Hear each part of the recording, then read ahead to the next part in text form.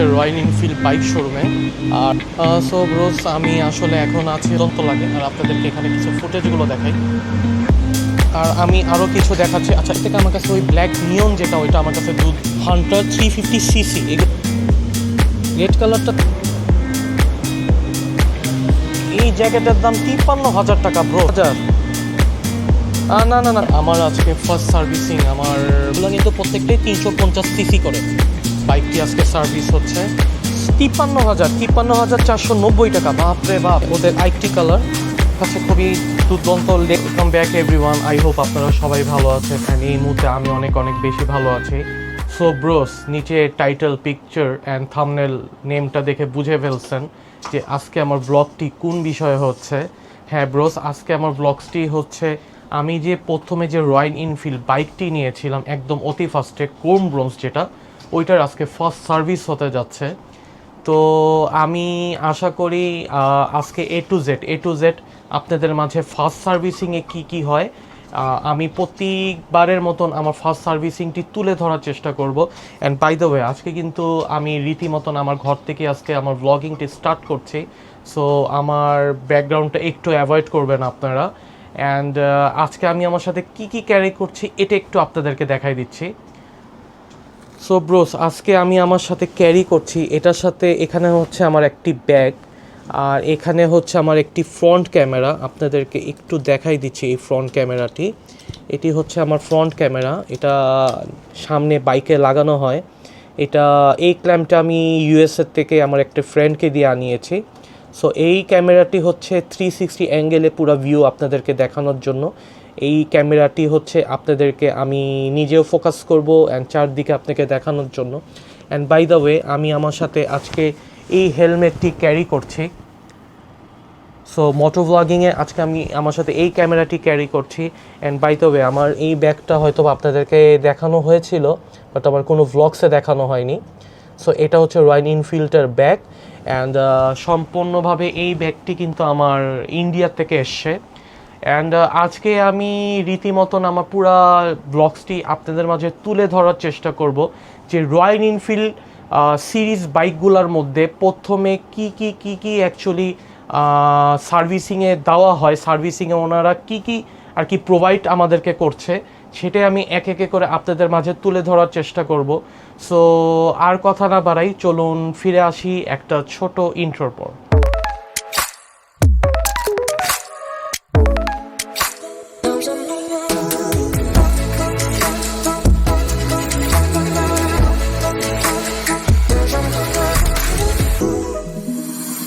So bros, আমি রীতিমতন আমি আবার আমার গ্যারেজ থেকে আজকে আমার ব্লগটি শুরু করছি।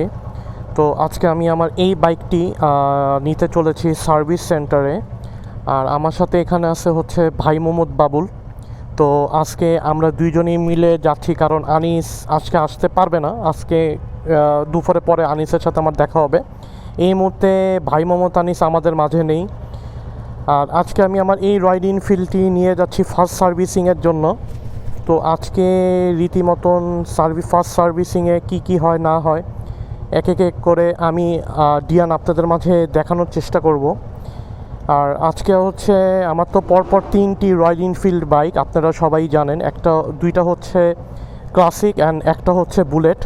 তো এটা আমার অতি ফার্স্টে নেওয়া। তো আজকে আমি ওই দুইটা বাইক কোনো এক সময় আমার সার্ভিসিংয়ের ডেট পড়বে। তো রীতিমতন আমি আজকে আমার এই বাইকটি নিতে চলেছি ফার্স্ট সার্ভিসিং ডেটের জন্য। তো আজকে রীতিমতন কি হবে না হবে এক একে করে আমি ডিয়ান আপনাদেরকে অবশ্যই দেখানোর চেষ্টা করব। ধন্যবাদ। A few moments later. So bros, আমি এখন আছি হচ্ছে মগবাজারের মোড়ে। আর এখন আমি আমার এই বাইকটার নাম্বার প্লেটটি লাগাবো। তো আপনারা সবাই জানেন যে নাম্বার প্লেটটি কিন্তু ডিজিটাল নাম্বার প্লেট যেটাকে বলা হয়, ওইটা আসতে কিন্তু একটু সময় লেগে যায়। আমি দেখি তো আমার ক্যামেরাটি ভিডিও হচ্ছে কি না। হ্যাঁ ব্রোস, আমার ক্যামেরাটি ভিডিও হচ্ছে। এটা হচ্ছে আমার নিজেকে না দেখালে আসলে আমার ভালো লাগে না। আর নাম্বার প্লেটটি এখন তুলবো। বাজারের মোড় রীতিমতন, মগবাজারের মোড় সবসময় জ্যাম। এই মগবাজারের মোড়টি সবসময় জ্যামে ঘিরিত। ওটা বন্ধ করছে, তাহলে ওই দিক থেকে ঘুরতে হবে। আমাকে পুরো বামে দিয়ে ঘুরে যেতে হবে ব্রোস। কিছু ভাল লাগে ভাই এই মগবাজারের জ্যাম, মোটেও আমার তো পছন্দ না। উল্টা দিক দিয়ে আবার হইতেছে গরম, মানে সব মিলে একটা ম্যাসাকার অবস্থা। এখানটা বন্ধ করে দিচ্ছে, এদিক দিয়ে সোজা দিয়ে এখন আমাকে ঘুরতে হবে। ওহ জ্যাম ব্রোস, এই জ্যামটাই ভাল লাগে না। সব কিছু ভাল লাগে কিন্তু এই জ্যাম আমার মোটেও পছন্দ না। এর জন্য আমি আপনাদের মাঝে আসলে ক্যামেরাটি আমার অন করতে ইচ্ছা করে না। তো আপনাদের সাথে নাম্বার প্লেটটি সময় দেখা হচ্ছে। A few moments later. Bros আমি আসলে এসে পড়ছি হচ্ছে রয়্যাল এনফিল্ড বাইক শোরুমে। আর ব্রোস এই বাইকটা আসলে আমি যখনই নিয়ে বের হয়েছি, মানে এটার রোড প্রেজেন্টটা আসলে একদম, মানে এটার ভাইবটা আসলে একদম অন্যরকম। এটার একটি চমৎকার ভাইব দেয়। সো এটার রোড প্রেজেন্টটা আমি বলবো যে 100-তে 100। আর আপনারা দেখছেন যে আমি কিন্তু মোস্টলি এসে পড়ছি হচ্ছে রয়্যাল এনফিল্ড বাইক শোরুমে। তো আজকে আমি আমার first servicing A to Z আমি ডিয়ান একে একে করে আপনাদের মাঝে দেখানোর চেষ্টা করব। তো আমি কিন্তু মোস্টলি এসে পড়ছি। তো আমি আসলে যেটা বলতেছিলাম আপনাদের মাঝে, আজকে আমার ফার্স্ট সার্ভিসিং কস্ট কেমন আসবে আমি এক একে করে আমি ডিয়ান আপনাদের মাঝে একটু তুলে ধরার চেষ্টা করব। আর আজকে যখন আমি এই জায়গাটার মধ্যে এসেছি, তো আপনাদেরকে নিয়মতন, মানে first servicing royal Enfield first servicing আমার এটা। তো রয়্যাল এনফিল্ড ফার্স্ট সার্ভিসিংয়ে অ্যাকচুয়ালি কী প্রয়োজন সেটা আমি ডিয়ান আজকে আপনাদের মাঝে এক একে করে তুলে ধরার চেষ্টা করব। অতি ফার্স্টে বেসিকলি যেটা আমি আপনাদেরকে একটু অল্প ধারণা দিতে পারি, বেসিকলি দেখা যাচ্ছে যে ফার্স্ট সার্ভিসিংয়ের মধ্যে আসলে চেঞ্জের মধ্যে দেখা গেছে যে চেঞ্জ হয় হচ্ছে আপনাদের লাইক মোবিলটা চেঞ্জ হবে, সুন্দর মতন মোবিলটি ড্রেন দেওয়া হবে।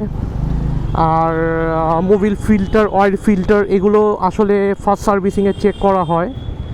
তো রীতিমতন আমি আজকে আপনাদেরকে এটাই দেখানোর চেষ্টা করব যে আসলে তারা কি সার্ভিস আমাদেরকে প্রোভাইড করছে। আমাদের রয়্যাল এনফিল্ড আপনারা জানেন এটি হচ্ছে একটি emotional. Royal Enfield classic 350 is not just like a bike. আমি বলবো যে এটা লাইফস্টাইল। অ্যান্ড এটা আমি বলবো যে এটা লাইক এটা রোড প্রেজেন্টটা ব্রোস আসলে এত সুন্দর।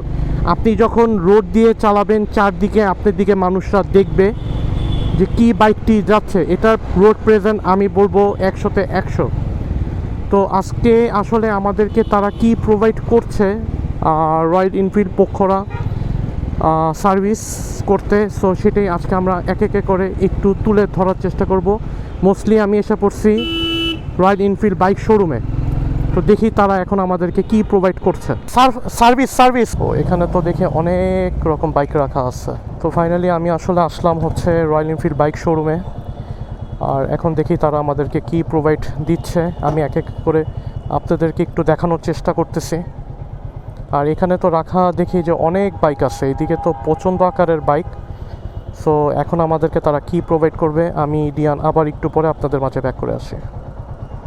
A few moments later. So bros আমি আসলে এখন আছি হচ্ছে রয়্যাল এনফিল্ড বাইক শোরুমে। আর আমার আজকে ফার্স্ট সার্ভিসিং, আমার বাইকটি আজকে সার্ভিস হচ্ছে। সো এটা হচ্ছে আমার হেলসিয়ান না, এটা হচ্ছে আমার ক্রোম ব্রোঞ্জ। আর এই মুহূর্তে আমি একটু আসলে আছি হচ্ছে রয়্যাল এনফিল্ড বাইক শোরুমে। সো আমার বাইকে সার্ভিসিং কি হচ্ছে না হচ্ছে সেটা আমি এক একে করে আপনাদেরকে বলার চেষ্টা করব। কারণ ভিতরে অ্যাকচুয়ালি সার্ভিসিংয়ের জন্য তারা আমাকে অ্যালাউ করছে না। রিজন হচ্ছে তারা আমাকে সবাই এখানে চিনে, কিন্তু রিজন হচ্ছে যে কারণ তাদের সিক্রেট বলতেও একটা কিছু আছে। বাট আমি বেসিকলি যা আছে অ্যাকচুয়ালি ফার্স্ট সার্ভিসিংয়ের মধ্যে মানুষরা যেটা প্রোভাইড তারা করে, মানে অ্যাটলিস্ট ফার্স্ট সার্ভিসিংয়ে যেটা প্রয়োজনীয় জিনিস সেটা তারা সার্ভিস আমাকে করে দিচ্ছে। সেটা আমি মোটো ব্লগে আপনাদের সাথে শেয়ার করছি। আর বর্তমানে আপনাদেরকে একটু দেখাই আমি বাইকগুলো। এটা হচ্ছে বুলেট, আমার সাথে এখন এই জায়গাটার মধ্যে বুলেট আছে, আপনারা দেখতে পাচ্ছেন।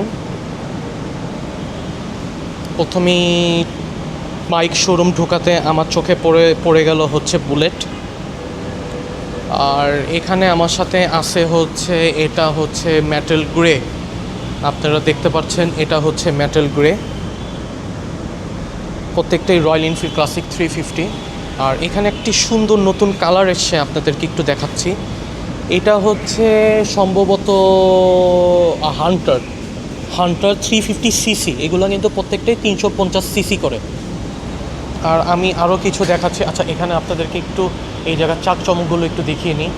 দেখুন রয়্যাল এনফিল্ড বাইক শোরুমটি কত সুন্দরভাবে তারা পরিবেশন করেছে, আসলে তারা তুলে ধরেছে। এটি হচ্ছে সেই রয়্যাল এনফিল্ড বাইক শোরুম। আর আপনাদেরকে এই জায়গার কিছু পণ্যগুলো একটু দেখানোর চেষ্টা করি। যেমন এখানে হচ্ছে হেলমেট, এই আরেকটি হেলমেট। আর এখানে কিছু ডিসক্রিপশন পেপার আছে, এগুলো আপনারা চেলে নিতে পারেন, দেখতেও পারেন। পরপর এখানে অনেকগুলো কাগজ আছে, তো দেখে আমি এখান থেকে 2টা কাগজ সংগ্রহ করার চেষ্টা করব। আর এখানে তো রীতিমতন জ্যাকেটগুলো পাওয়া যায়, যদিও এই জ্যাকেটগুলোর দাম কি মূল্য কি দেওয়া আছে? আচ্ছা, মূল্যটা মনে হয় দেওয়া হয়েছে, আপনারা একটু জ্যাকেটের মূল্যগুলো দেখুন। আচ্ছা, না দেখলে আমি বলে দিচ্ছি, এটা হচ্ছে 5,000, না 53,490 টাকা। বাপরে বাপ, এই জ্যাকেটের দাম 53,000 টাকা ব্রোস। আচ্ছা, এই জ্যাকেটটার মূল্য কি দেওয়া হয়েছে? কিন্তু জ্যাকেটগুলো ওভারঅল নাইস, সুন্দর সুন্দর জ্যাকেট, কঠিন দাম। আমি যে বাইরে থেকে জ্যাকেট কিনে আনছি ব্রোস, ওই জ্যাকেটেরও দাম মনে হয় এত না, কাছাকাছি কিন্তু এত না। আচ্ছা, যাক ভালো। আর এখানে আপনাদেরকে একটু এই বাইকের প্রসঙ্গগুলো দেখাই। এটা হচ্ছে meteor black colour, meteor 350cc। আর এটা হচ্ছে মেরুন কালার। এটা হচ্ছে ওদের আইটি কালার। সো ওভারঅল এখানে কালারগুলো খুব সুন্দর। আমি আপনাদেরকে উপরে যেও কিছু বাইক দেখাচ্ছি। এটা হচ্ছে হান্টারের রেড কালারটা থেকে আমার কাছে ওই ব্ল্যাক নিয়ন যেটা, ওইটা আমার কাছে দুর্দান্ত লাগে। আর আপনাদেরকে এখানে কিছু ফুটেজগুলো দেখাই। এখানে লেখা আছে মেড লাইক আ গান। সো তারা এটা বলে আসলে প্রচার করে, কিন্তু আমার কাছে মনে হয় না যে এটা মেড লাইক আ গান। আমার কাছে মনে হয় যে মেড লাইক আ ট্যাঙ্ক। মানে এত বিল্ড কোয়ালিটি, এত সুন্দর। রয়্যাল এনফিল্ডের এই 100টা, এই কালারটা কিন্তু আমার কাছে খুবই দুর্দান্ত লেগেছে। কারণ আপনারা জানেন যে আমি ব্ল্যাকের প্রতি প্রচণ্ড আকারের ক্রাশ। সো আমার কাছে ওভারঅল সুন্দরই লাগে।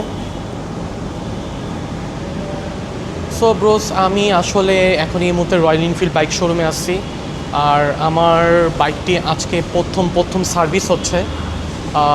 আমারটা হচ্ছে ক্রোম ব্রোঞ্জ, সেটা তো আমি আপনাদেরকে দেখানোর চেষ্টা করেছি।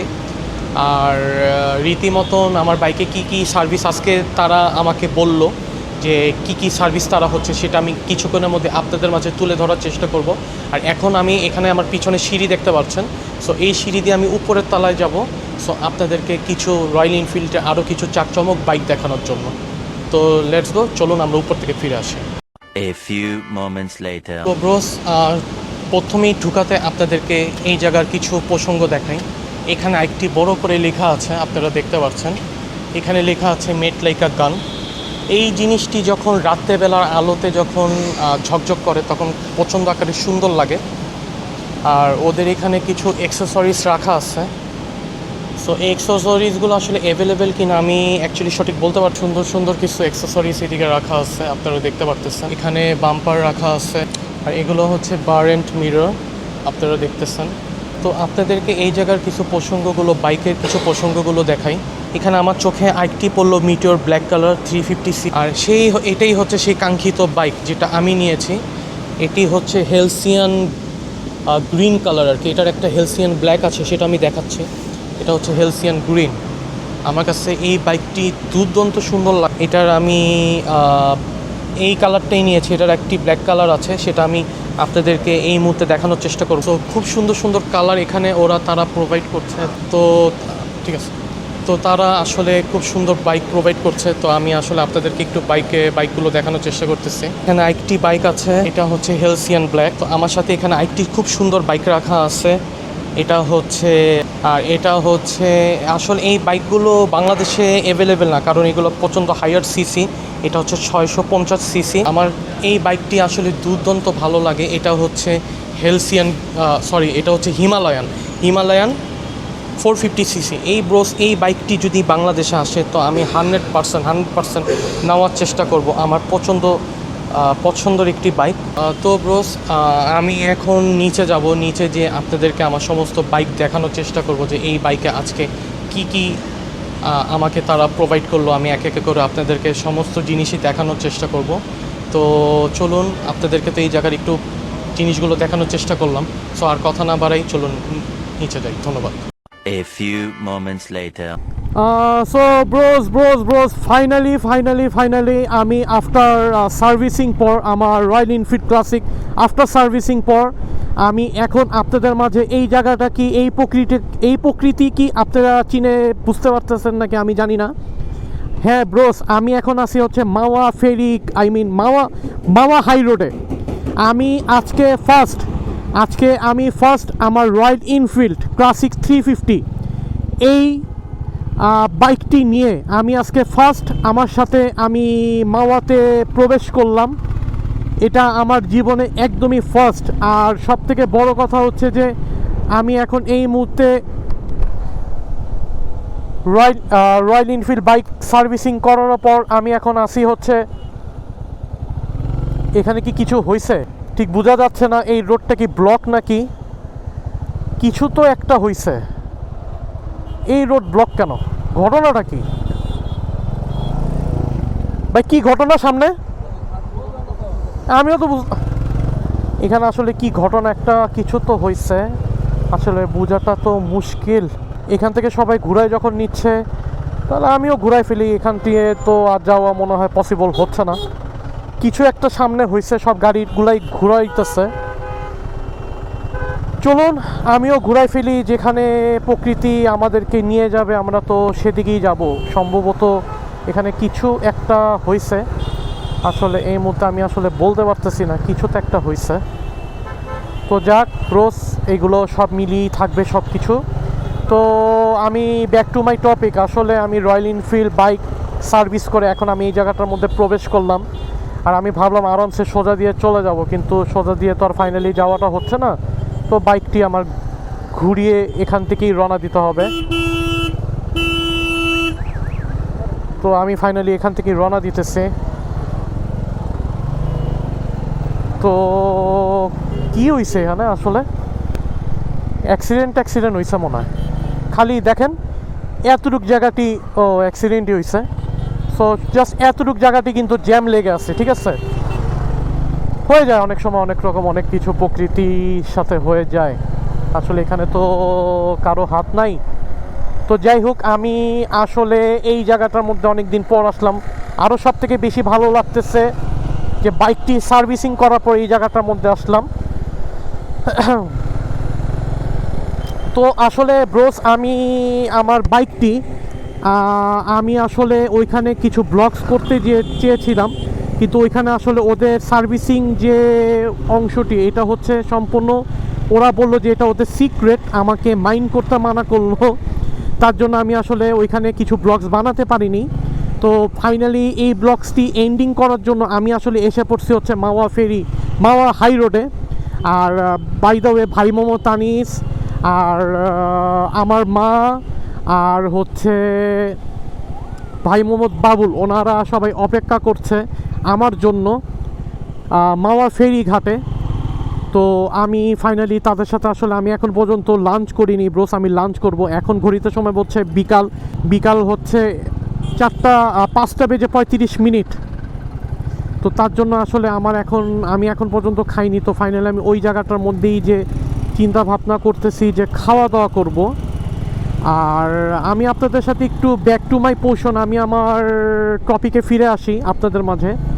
তো আজকে আমি যখন বাইকটি সার্ভিসিংয়ের জন্য গেলাম, তো এই বাইকটি সার্ভিসিং করার জন্য আমার কি কি লাগলো সেটা আমি আপনাদেরকে বলি। এটা হচ্ছে ফার্স্ট সার্ভিসিং। আপনারা আমার বাইকটা দেখে বুঝতে পারতেছেন আমার বাইকটি হচ্ছে টোটালি ব্র্যান্ড নিউ। তার জন্য আজকে আমি তেমন একটা সার্ভিসিং লাগেনি। সার্ভিসিংয়ের মধ্যে কিছু জিনিস চেঞ্জ হয়েছে, এটা আমি আপনাদেরকে একটু বলে দিচ্ছি। অতি ফার্স্ট নাম্বার, যখন আপনারা বাইকটি মানে আপনারা তো বাইক অবশ্যই সার্ভিস করবেন, তো বাইক সার্ভিসিংয়ের জন্য সোজা দিয়ে যাওয়া যায় না, এদিক দিয়ে যায়। আচ্ছা আচ্ছা, ওই দিকের অবস্থা খারাপ, তো এদিক দিয়ে যাই। তো বাইকটি সার্ভিসিংয়ের জন্য যেটা সবথেকে বড় প্রয়োজন, অতি ফার্স্টে আপনাদের মোবিল তারা চেঞ্জ করে দিবে 1 নাম্বার। সেকেন্ড হচ্ছে তারা মোবিল ফিল্টারটিও চেঞ্জ করবে 2 নাম্বার। আর যে থার্ড নাম্বার যে প্রসঙ্গ, থার্ড নাম্বার হচ্ছে আপনার বাইকের একটা সুন্দর করে মানে চেন লুপ টুপ দিয়ে সব কিছু সার্ভিসিং করে তারা একটি ভালো সুন্দর করে আপনাদেরকে রয়্যাল এনফিল্ড ক্লাসিক সার্ভিস করে দিবে। এটা হচ্ছে তৃতীয় নাম্বার। আর চতুর্থ নাম্বার হচ্ছে, আমি প্রচণ্ড আকারে বৃষ্টিতে পড়ে গেছি ব্রোস, আমি পুরো ভিজে ভিজে এখন মামা ফেরিঘাটে যাচ্ছি। এটা আমার জন্য টোটালি একটা অকল্পনীয় ব্যাপার স্যাপার ছিল, বাট কিছু করার নাই। কই দিয়া বাই যাবো, এনে যাই কোন দিক দিয়া, ডাইনি দিয়া তো জিগাই লই, তা ওরে তো জিগাই তুই বলে ভাই, তো বুঝতেছি না। ওইদিকে কোনো এলাকার মানুষদের একটু জিগাই, ভাই ও ভাইয়া মাওয়া ফেরিঘাট কই দিয়ে যাবো? মাওয়া ফেরিঘাট একবার সোজা ভাই, এদিক দিয়ে সিধা? একবার সোজা যাবেন, আপনি পকেটের ভিতরে ঢুকবেন। আচ্ছা, ঢুকে ওই র‍্যাপ ক্যামেরা সোজা, একবার সোজা। পকেট বলতে এই সামনেটা পকেট আছে। ও আচ্ছা আচ্ছা সামনে পকেটের ভিতরে ঢুকে আর যান, একবার সোজা ভাই। আচ্ছা, আপনার আমি কিন্তু ইউটিউবার, আপনার ভিডিওটা কিন্তু আইসা বললো সবাই দেখবো। ধন্যবাদ ধন্যবাদ। আচ্ছা ভাইয়া, ধন্যবাদ। ব্রোস, এরকম মজা করলে আসলে খুবই ভালো লাগে, কিন্তু এখানকার মানে মানুষরা মানে খুবই আন্তরিক, এটা ভালো লাগলো দেখে। তো আমি আজকে আপনাদেরকে এখন মাওয়া সেতুতে আসছি, মানে আজকে আমি ওই লম্বা রোড দিয়ে আসতে পারিনি, কেন জানি না, ওইখানে মনে হয় কিছু একটা হয়েছে। আর আমি যদি পারি আগে দিয়ে আপনাদের মাঝে একটু ট্রাই করব আসার জন্য। আর এখন আমি প্রচণ্ড আকারে খুশি, রিজন হচ্ছে আমি আমার লাইফে ফাইনালি এই জায়গাটার মধ্যে আসতে পারছি, এটা আমার কাছে খুবই ভালো লাগছে আমার বাইক নিয়ে। তো দেখি এই জায়গাটা একটু পার্ক। ভাই মাওয়া ফেরিঘাট কোথা দিয়ে বেরোবো? পদ্মা সেতু, পদ্মা মানে মাওয়া ফেরি এদিক দিয়ে যাবো নাকি এদিক দিয়ে যাবো? কোথা দিয়ে বেরোবো নাকি বামে দিয়া? আচ্ছা, ধন্যবাদ।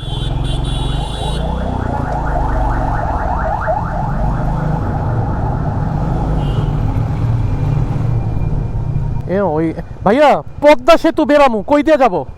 ফাইনালি মানে নতুন একদম এক্সপ্লোরিং, মানে এত ভালো লাগতেছে। আসলে বাইরে বেরোনোটা আমি মনে করি সবারই উচিত, কারণ আসলে আমরা না বেরালে আসলে আমরা কখনো এরকম বুঝতে পারি না যে প্রকৃতি আসলে কত সুন্দর, আর প্রকৃতি আমাদেরকে যে আসলে কোথায় কোথায় দিয়ে নিয়ে যেতে পারে।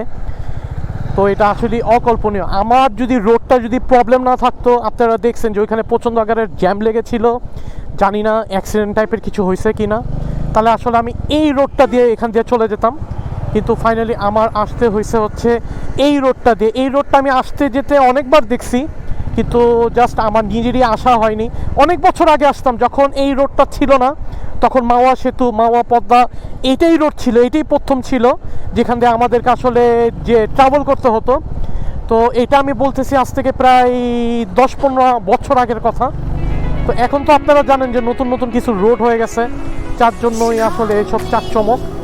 আর ঠিক আছে, তাহলে আমি এখন ভিডিওটি এখানে বন্ধ রাখতেছি। যদি পারি আগে দিয়ে আপনার সাথে আবার আসবো, আর যদি না আসতে পারি তাহলে এখান থেকে আমি ডিয়ান বিদায় নিয়ে নিচ্ছি। সো সবাই আপনারা ভালো থাকবেন, সুস্থ থাকবেন, অ্যান্ড আবার কোনো পরবর্তী ব্লগস আমি ডিয়ান অতি শিগগিরই আপনাদের মাঝে হাজির হয়ে যাচ্ছি।